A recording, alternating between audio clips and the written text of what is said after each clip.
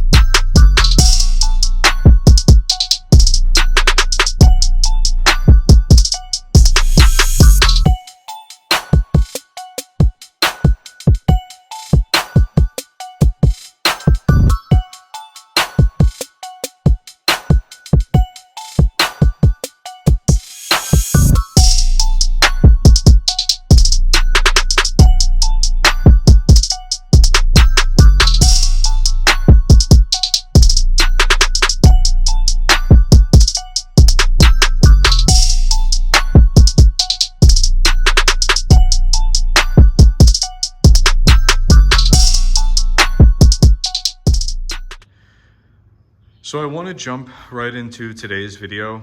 I want to say first off, hello to all the new subscribers. If you're new here, welcome. My name is Tyler and welcome to my channel. I have a little obsession with Hondas, as you could see, but nowadays these cars are getting very hard to find. So I've owned this EG for a few months now and I haven't really spent much time on it until recently. And unfortunately, I didn't really film much of the process of taking the car apart until now. I didn't want to just film anything boring or repetitive, but if you guys like that stuff, just, of speed frames and just taking the car apart, I will film it next time. But I'm up to a point where I think filming it now makes sense, and just to give you guys an update on basically what's been going on with the car and what's going to happen with it. So over the course of the last few weeks, stripped the car down to almost a bare shell, which is kind of the idea of obviously what I'm going for. Just to give you guys a little backstory, I bought the car with intentions of putting the GSR in it, which I have over there. That kind of came to a halt one day when I was going through the car and cleaning it, and in the back seat, obviously I felt a very soft spot on the floor, and from there I dug up the carpet and proceeded to find obviously bad news on both sides. So that kind of spurred me to rip out the interior, start basically tearing the car down interior wise to see how bad it was. The front end of the car, take the motor out, anything that I could take off the car, either salvage or put to the side for now, because I wanted to see how bad the rust was. I was able to get very organized at the same time. I got a lot of the body panels hung. I have the hood over there and doors in a good spot for now. So Over the last 2 weeks, I've just been tearing the car down off camera, and I kind of regret not filming it, but at the same time, it was just me kind of doing my own investigating and just kind of seeing and making a decision on basically what I find and what's going to happen with the car. I've kept all my pieces as organized as possible. Well, you know, I took the subframe off the other day. I got all the bolts labeled and put in the right spots for the subframe. I want to clean that up, basically degrease it and paint it if I do end up putting this car back together. It may look like a little bit of a mess, but everything here is off the car and basically stuff that is salvageable, either stuff I could sell or reuse.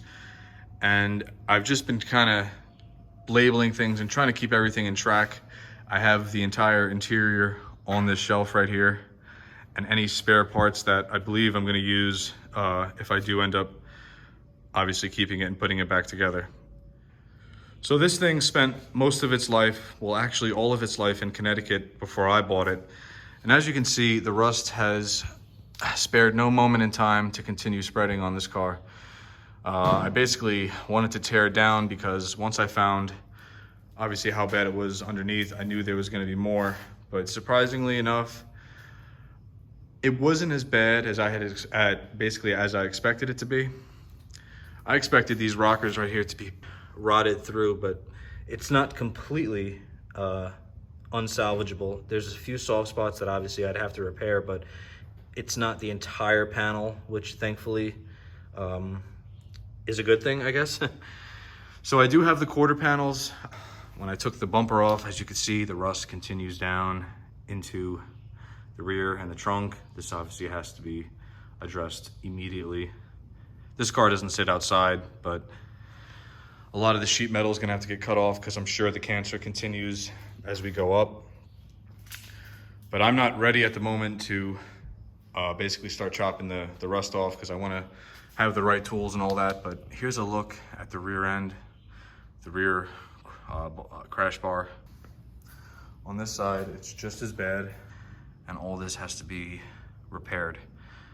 So I'm dealing with a hefty rust bucket of a project. Didn't really expect it to be this bad when I bought it. From the pictures, obviously I wasn't able to see everything when it was full interior and all that, but now that I actually have a lot of the car apart, you can kind of see exactly what I'm working with and what needs to be replaced. There's the other rocker panel side. The nice thing about the quarter panels that I bought is they come down and they give you about 6 to 7 inches of rocker that you can kind of use, but I know this is probably going to need a little more than that, but at least the whole frame does not need to be replaced, although I'm sure either way it's going to have to get dug up. So I started to peel the seam for the welds, the seam sealer and all that. See, the problem with this, and I don't disagree with Honda's engineering. A lot of their engineering idea at the time when these cars came out were bright, and it was basically for a good reason. But some of these things, these rust preventative ideas, I just don't understand where they thought.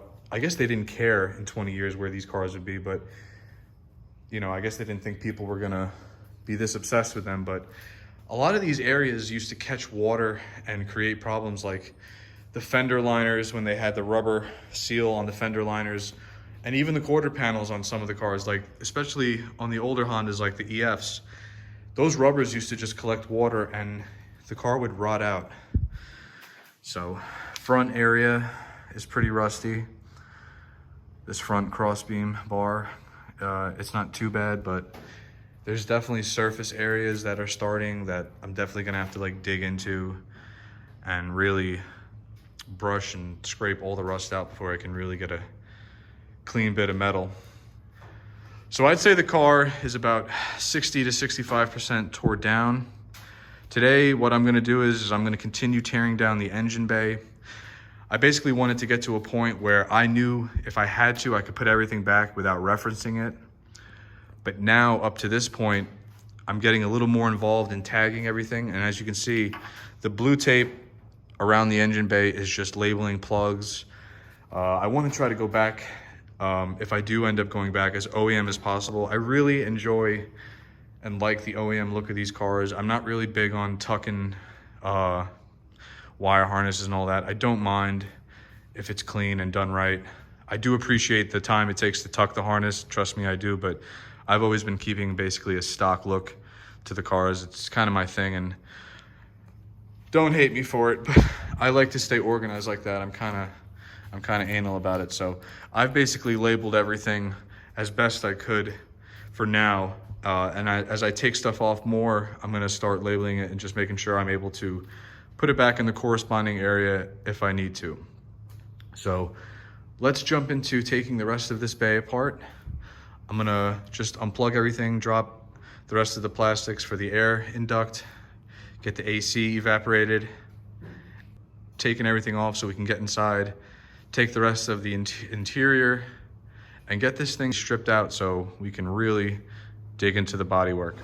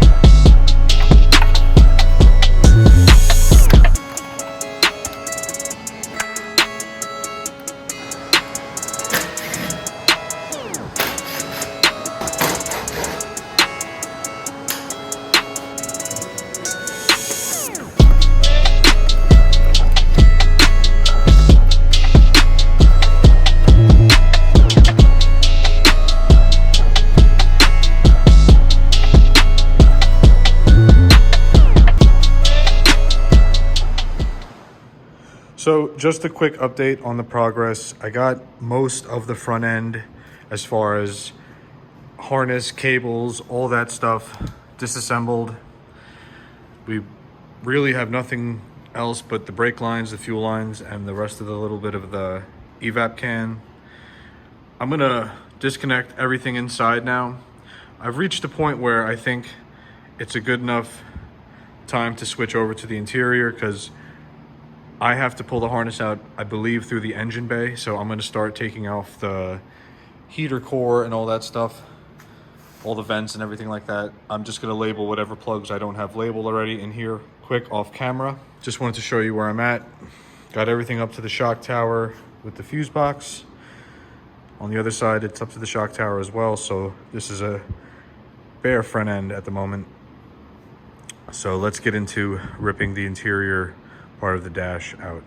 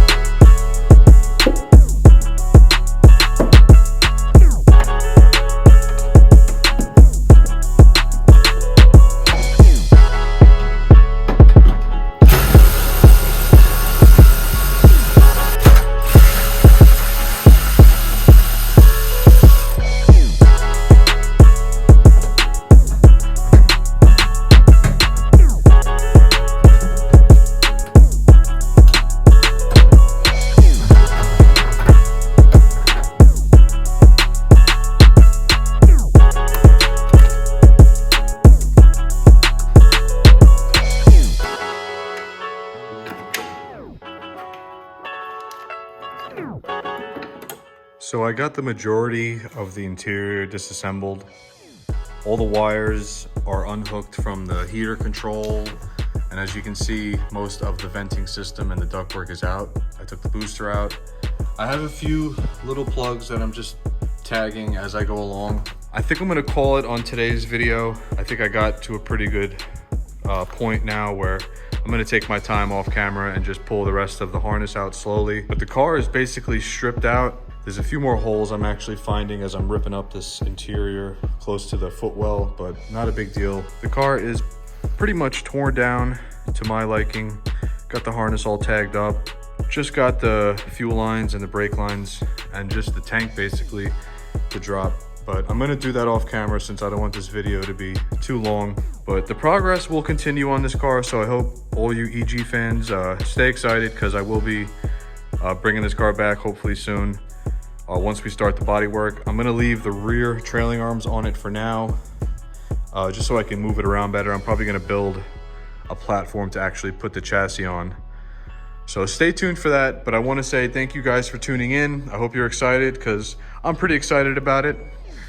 And we will definitely be seeing more of this car. I got a few more videos coming out with the EFs this week, so stay tuned. But I hope everybody enjoys the rest of their day. Have a good one, and I'll catch you guys on the next video. Peace.